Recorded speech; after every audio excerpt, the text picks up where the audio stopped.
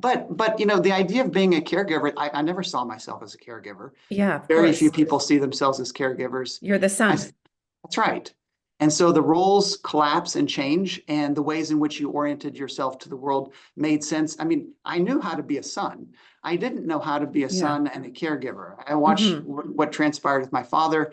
And since then, the hundreds of interviews and conversations and research I've done with caregivers and others, this role confusion, this relational confusion becomes Hmm. remarkably challenging because Hmm. it begins to compete with your pre-existing identities, and that shapes Mm. everything.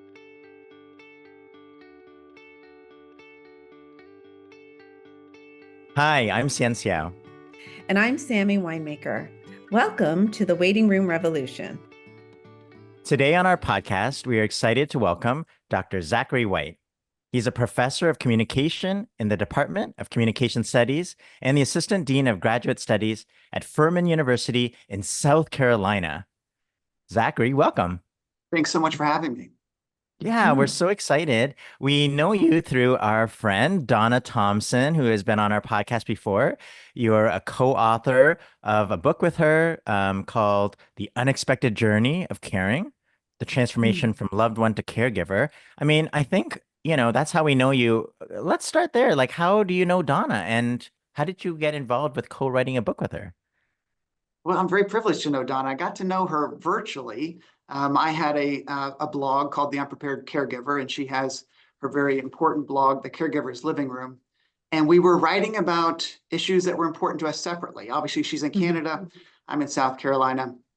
And it was really interesting that we would kind of carry on a dialogue about the very issues that are important to us. And whether that's caregiver communication, end of life communication, the kind of meaning challenges that people in difficult circumstances find themselves in. And we both were passionate about how do we help people in a way that's meaningful, that's grounded in where they are, and honors their lived experiences. Mhm. So I'm curious, how did you get into that? I mean, you wrote this blog, Mhm. you've created this blog. Like, why did you get into this field of caregiving research and advocacy? Well, it goes way back like 20 years ago, at 20, 2001, 2002. Like most people, I was drafted into this situation. I was Mhm. getting a PhD in communication from Purdue University, and I considered myself, more knowledgeable than most on communication matters Mhm. until it really matters. And the Mm, mattering part came when my mother was diagnosed with brain Mhm. cancer. And I really, like most people, have decisions about how to approach that. I was in Indiana, she was in California. And Mhm. so I was able to step away from my world in Purdue and join her and my dad on their journey as she was diagnosed and then went through Mhm. radiation treatments. And I was there throughout that process, including the death diagnosis and this whole ecosystem of care that was great from the provider perspective. It really was. But I Mhm. found it um, eye-opening that the calls from providers and the appointments, the things that kind of structured our everyday life, immediately disappeared when I was sitting in that room with my mother and father when she did get the death diagnosis. And they said with genuine care that they could no longer do anything more. We Mhm. were, like so many, thrust into a world that we didn't understand and didn't know about. And I became fascinated by this world because Mhm. people came into our home, came into our lives at a time when others were separating from us. And Mhm. that really changed the trajectory of my own interest in communication. Mhm. Communication, what people think about it, they think about communicating effectively and being compelling, and that's all important. But Mhm. I became passionate about thinking about communication when it's at its most difficult, when it's Mhm. challenging. How do Mhm. we communicate these life experiences in which we feel like we have no vocabulary to share our experiences? And that for the last Mhm. 20 years, I've been engaged in that kind of work. Um, I became, after my mother's death and throughout that hospice experience, I was there throughout, but became a hospice volunteer. My research Mhm. took me in the areas of hospice nursing, palliative care nursing, caregiver communication, and that's really where I met Donna. And we became passionate about kind of creating a way of making sense of this experience that really does provide a vocabulary to explain what's happening to themselves and as a way to reach out to others. Mhm. It's such important work, really. Um, can you share a little bit more? Give us some of your favorite tips, maybe? Well, sure. I mean, it's first and foremost, I mean, I think that in terms of the way I think about it now, I mean, I like to think of myself a little bit as an outlier in terms of how I think about communication. Um, First and foremost, um, people need communication when they're at their least equipped. They need to be able to explain to others what's going on. They need to be able to explain to themselves what's going on. They need a roadmap, a guidance. And that's why your books, both of your book is such an important kind of tool, because it is what I wish was there and available 20 years ago. And I know that both of you are pioneers in many ways in your respective fields because you're providing these kind of pathways for people. I think that what I learned in the process is that what people think about this experience is very different than the experience itself. And so most people won't even allow themselves to get close to it. It's almost as if you're standing still and people take a step back. And by default, you find yourself in a situation where some people think that you're just meant to be like, you can handle it. You have the emotional courage and the emotional intelligence to do so. And I think that may be the case in some situations, but no one volunteers to be in these situations. And so, just to clarify, you're yeah. talking about from a carer's perspective, I a am, yes. caregiver. Yeah. Okay. Yeah. But you know, the idea of being a caregiver, I never saw myself as a caregiver. Yeah, of Very course. few people see themselves as caregivers. You're the son. That's right. And so the roles collapse and change, and the ways in which you oriented yourself to the world made sense. I mean, I knew how to be a son. I didn't know how to be a son and a caregiver. I watched what transpired with my father. And since then, the hundreds of interviews and conversations and research I've done with caregivers and others, this role confusion, this relational confusion becomes remarkably challenging because it begins to compete with your pre-existing identities, and that shapes everything. I mean, we lean in with our roles. It guides us what we pay attention to, how we navigate our days. But the world is turned upside down, and the rules of communication, the ways we make sense of, no longer make sense. For example, in everyday life, communicating more is seen as better. And I need to understand you, you need to understand me. In an end of life situations, as you both so very well know, you can connect with someone and you can find incredible connection without saying one word. I would walk into people's homes as a hospice volunteer and not know them much at all, but feel an incredible connection about who they were and their life situation based on maybe some conversations with their family members.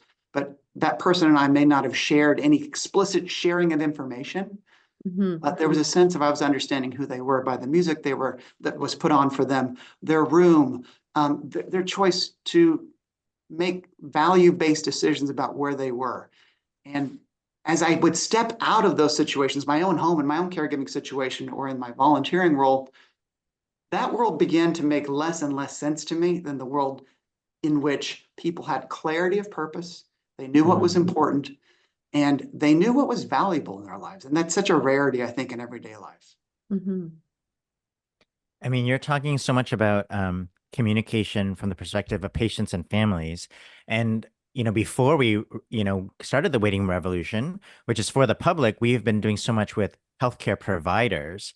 And in a way, I think we've sort of come to feel like our approach to communicating about dying and death and this thing called palliative care is scary to the public. And so I'm just curious, besides what you're talking about is sort of like sometimes less is more, like what do we need to do for the public to make it, or what have you learned that makes it more approachable, that people can actually take away and implement so that they can be better, either support or, not be so afraid to talk about this? I think people typically, whether they know it or not, don't like to engage in interactions for which they don't believe they can make change, in which they don't believe that they can make something better or that they can fix something. I mean, that comes from a good space, and all of us want to be able to fix. But when we walk into palliative care settings, as you mentioned, it's disabusing people from the idea that they can't do something, because they really can't. They may not be able to reverse chronic disease. They may be embedded in the life trajectory of an ongoing illness, they may have a diagnosis that they cannot change. They cannot change certain realities, but they can make things. They can make meaning with people that they love. They can help them understand and make choices within, as Donna would say, the givens. You know, how do you create reality that matters to you?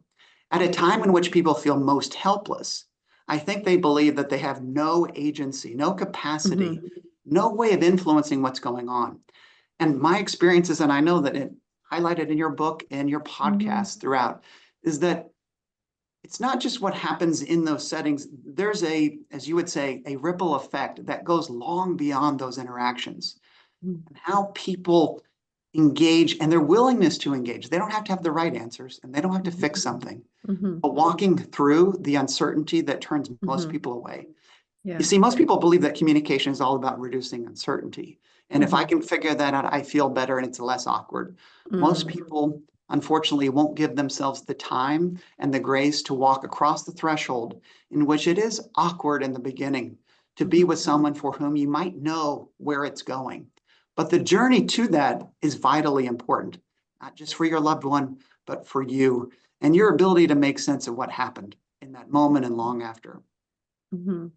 That's been my experience as well, that this whole idea of people being so uncomfortable with uncertainty, and the knee-jerk reaction is to either just try to convert that to something very positive, and then we have like a lot of cheerleading happening, or they back away.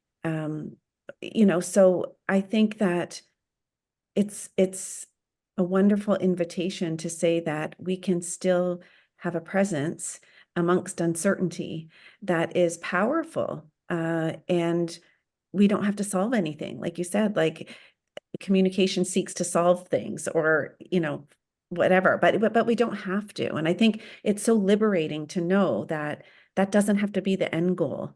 And there's a lot we can do. We can lean in without having clarity, without sorting things out, without, you know, solving things. And I think that's what's the hardest, I think, for healthcare providers, is that they can't understand that. They can't understand being in that space.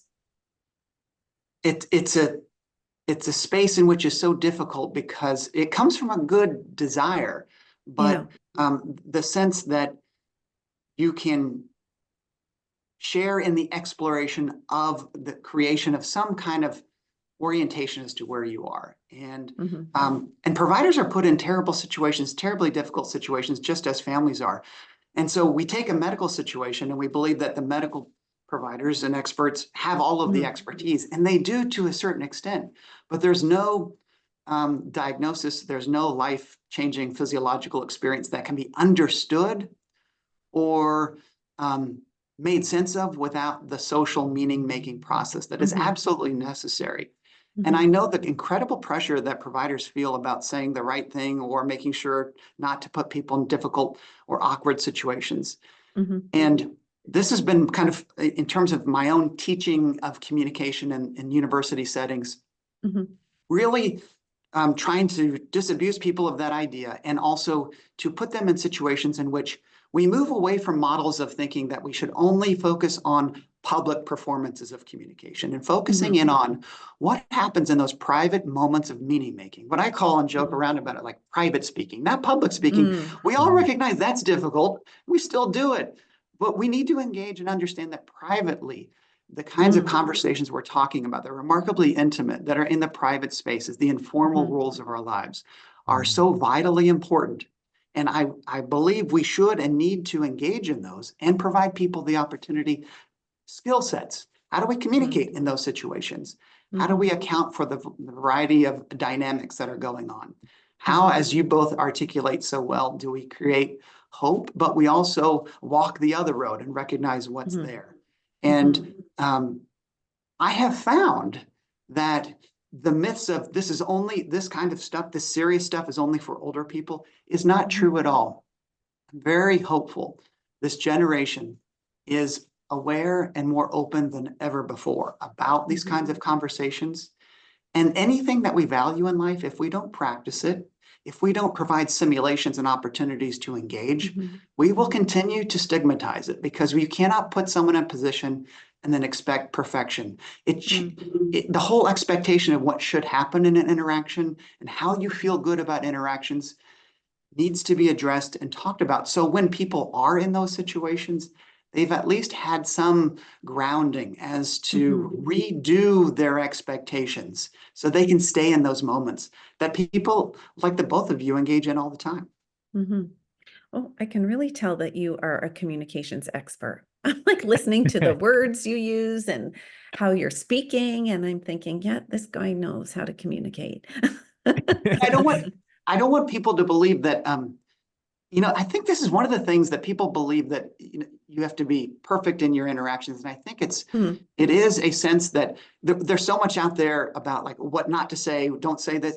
And I think that makes people so paralyzed that they, in fact, create situations where they don't have to go. So you think about friends and family, the people we would most want to be around in difficult situations. They typically are ones that opt out, not because they care less than others, no, because they care more. And they so desperately know this person, they don't want to let them down. And that is the ironic part that keeps them away. I think that notions of success and communication need to be radically reworked when we're doing the kinds of work both of you do in terms of how do we evaluate what's happening? And feeling good isn't the criterion. Making a problem go away is not the criterion of success. Making something clear or cleaning it up so it's only positive, as you were saying earlier, is not the goal.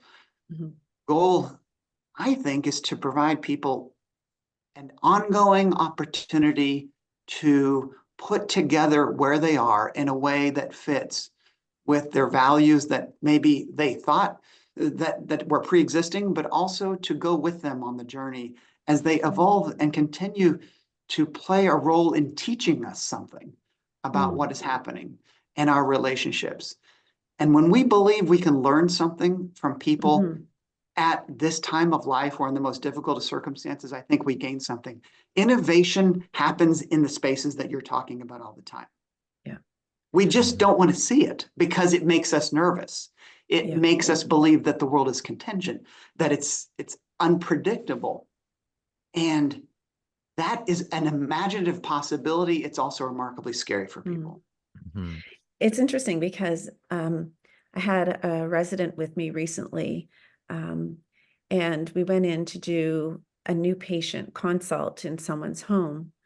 And this is a senior resident who, was very comfortable asking about symptoms and had this like check boxes about, about pain, breathlessness, this, da, da, da, da, da, da, da, da, da.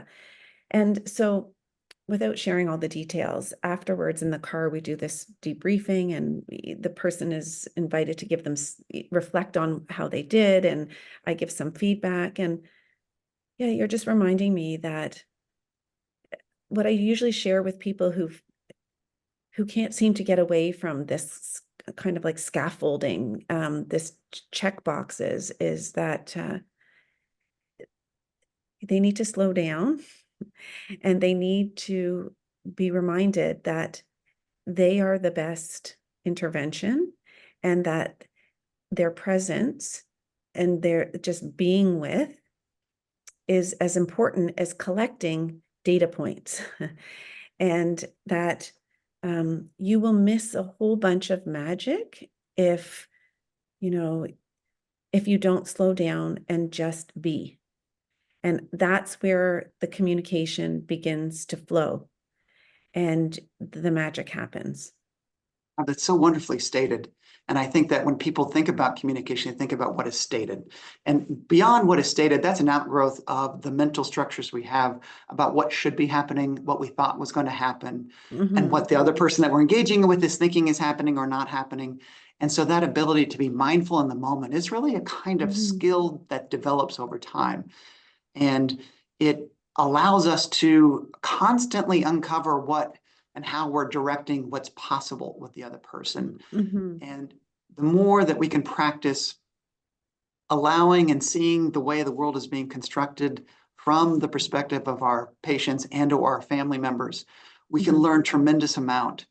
But if we go in with a narrow focus of what we need to achieve and what we need to Yeah. accomplish, I mean, it's like, this is why it's seen as like a superpower, is that you're walking in knowing that what you think is going to happen will always be different. And your Mhm. ability to be flexible in that is the skill set. Mhm. And yet people think that it's like the magic of a couple words rather than going where the Mm. conversation and the topics need to go, and Yeah. doing those in a way that is aware of how the person you're interacting with, whether they're saying something or nothing, Mhm. how they're saying what they're saying, what they keep on coming back to, Mhm. what is the recurring fear or Mm. concern or goals. Those are always present and available. It's just Mhm. who is going to pay attention to those and Mhm. provide opportunities for more exploration on that. Yeah. You know, some residents will often say to me after a consult, when they observe me, they'll say, I kind of like, you seem to get, we got a lot of information. We really did a lot in there, but I can't really articulate how you did that. Or like, do you have a scaffolding you follow or a template or something? Because, and you know, I realize it's what you say. I think after you get the confidence and the experience, you give yourself permission to go with the flow. And I know that's really reductionist, but really just to be able to just, it is exciting and less pressure when you can just give yourself permission to follow the patient and the family along where they take you. And that's where you find the gold, right? Oh, I absolutely. And this is where I believe that the innovation is happening in such a powerful way that we can learn so much about what you all are doing that should shape the way we think about interacting generally. I mean, Mhm. how much are we missing? How much are we Yeah. overlooking? How much are we dictating to others? You are co-authoring with people that you engage with in ways that allows the mapping of what's happening to be constructed in the moment. And Mhm. then you are seeing and understanding the landscape as they're creating it and going with them. And that's an Mm. incredible communicative experience of which people feel and it resonates with them. But you cannot summarize it. You can't ask Mhm. AI to take the notes on that because it will Mhm. not translate. Mm. And so it really probably can't be charted in the same way either. But in terms of how that patient and the family members present feel about that experience, we know that makes a difference in terms of Mm. their own engagements, their own capacity to feel that there is choice, as well as the kinds of meanings that they will glean from that that will stay with them. Mhm. We need to chart that. I mean, we need to figure out a language to do that because I Yeah. recognize the chart is valuable. You know what, that is, I'm sure this has been done, this research, but I don't know the communication research that well, but like, wouldn't it be great to have like, okay, here's a scenario where we do a real life scenario, we do the kind of um, template approach. And now we're going to just go with the flow approach, and how fundamentally different everyone would feel, the patient, the family, the healthcare provider, in those two different scenarios. Like just the feelings would be different of being in that engagement, and also what comes of it or what flows and doesn't flow. Has that been done? You know, comparison of like kind of communication models. One is called the comfort model, which really highlights some of the things we're talking about versus traditional models of kind of linear, get me to where I need to be. There's real stark contrast. But if you do those interventions side by side, you find that it's in the what is possible. Like it actually is much more, if you're concerned about efficiency, it's much more efficient over time with the longer relationship, with a relationship with someone. And how do you account for what is made possible in those interactions that you will get bits of information, but you won't have any context for them in a linear kind of, I need something from you versus the co-authoring approach, the collaborative approach, which is really, in fact, we need to provide patients and families a way of assessing this too, because they then can discern a language of, helping them understand what they're gaining and what they need. That Mhm. includes important medical information. But overwhelmingly, in the situations you find yourself in, I mean, you tell me, but it's how people feel about what's happening Yeah. and the meaning they attribute to it makes a significant difference. Yeah, And I mean, the connection that they feel or don't feel with the person they're communicating with. yeah, Yes. we actually have a big study or working on research about uh, educating clinicians into professional healthcare providers to be more skillful communicators. We purposely didn't call it palliative care because it's the ethos of palliative care, but it's really these skills. And we use measures like feeling heard and understood and trust and a connection. And what you're really talking about is person-centered care. I mean, I think at the heart of it is it's about seeing them as a person. And it took us a while to realize that that's what is really sort of missing and what people really want, or that should be the goal of communication. And a lot of the skills that we teach in this are about not going in with an agenda and those kinds of things. Do you in your communication work, and research, do you teach healthcare providers, or it's mostly students who are learning, or the public? Yeah. I mean, it's a mixture of both. It's those who are aspiring to go to medical school or some kind of nursing programs and being involved in health-related fields in some ways, Sure. as well as people who are interested in communicating in health-related contexts. And so when we do simulations, we do these kinds of simulations that are really challenging, end-of-life conversational simulations in which I put them as playing a multitude of roles.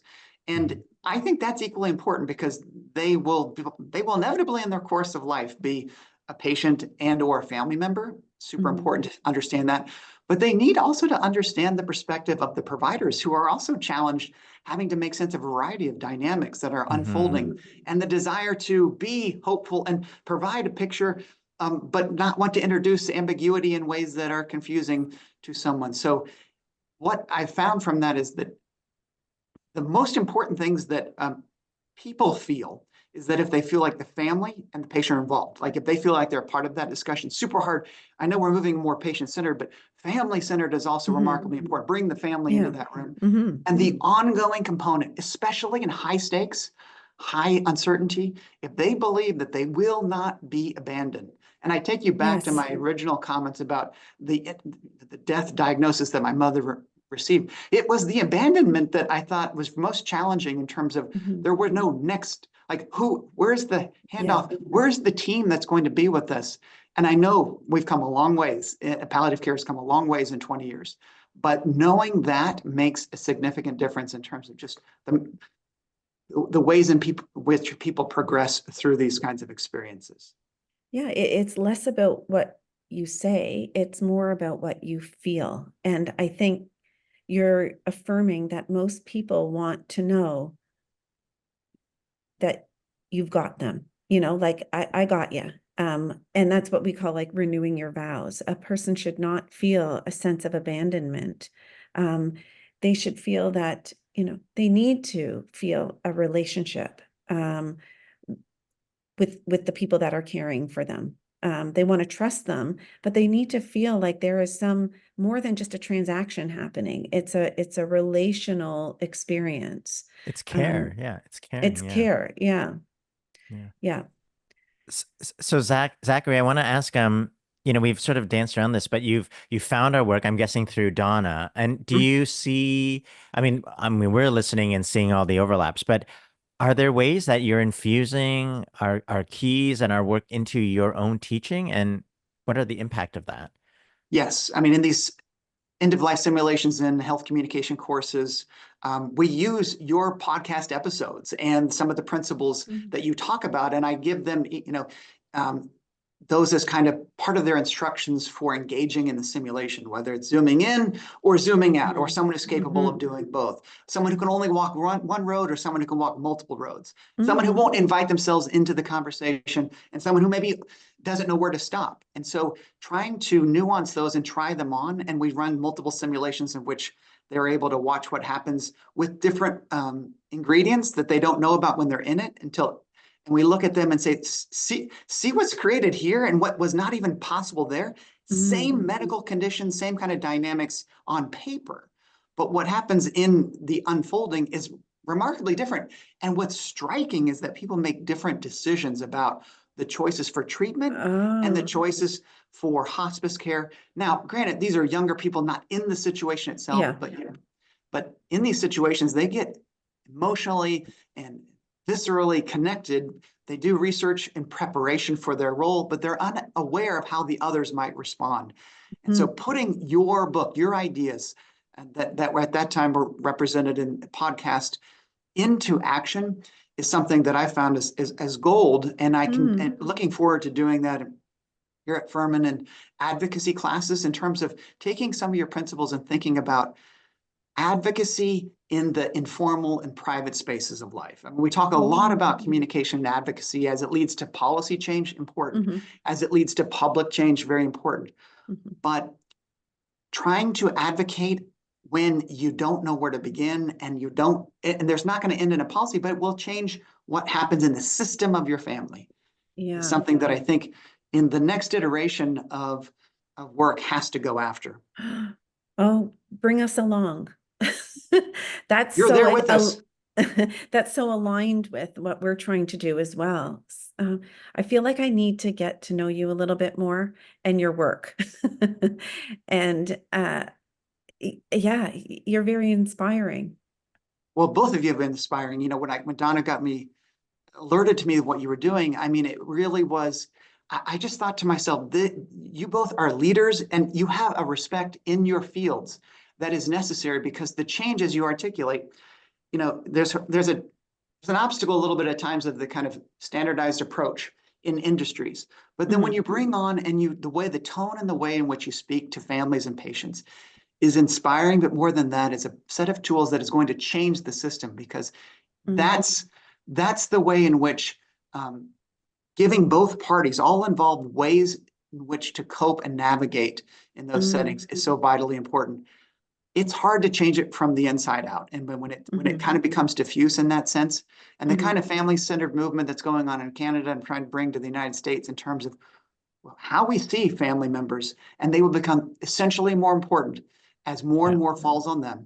And if we don't talk about the skills and the tools and the ways in which communication can play a role, not just in helping you achieve in your everyday life, that's important, but to achieve in the most important parts of life, which will look very different than what they put on their Vita or on their bullet-pointed resumes. Well, I think we Zachary, should. go I ahead. think we should call Zachary once a week. I'll pick up every time. I'd love to engage with you both going forward. Yeah. You really both are inspiring. Yeah. Well, thank you. We're almost at the Thank end of you. time. Zachary, I want to sort of end with a question about what are you most proud of? Yeah. I'm most proud of being able to walk into the world of people who allow me in their lives and talking about their own experiences. There's nothing more rewarding to me than people telling me, because of the work I've done and the book that Donna and I have, that I thought I was alone, and now I feel like I have a way to explain what happened to myself, what is happening, and to reach out to others. I mean, to me, that's as good as it gets, because once again, it doesn't take away their experiences, and it doesn't try to tell them it's something other than what it was. It actually goes right into where they are and invites them to do something in only ways that they can do, which is to put it together, take it apart, see it from multiple perspectives, and to know that that life role, wherever they are, whatever they're called into, is as valuable as any other life role, even though it's oftentimes neglected and underestimated. It might exist in the private spaces, and it exists with other roles, but those are the roles in life that move us forward and keep us going. And so if few will tell me that I'm not trying to clean up a world, I'm trying to help people make meaning out of their experiences. And that's what I'm after. Yeah, amazing. Thank you, I love Zachary, for that. joining us Yeah. today. Thank you both. Your parents would be very proud of you. Thank you, Sammy. Appreciate that. I really do. Yeah. Okay, Thank take you. care. Keep going.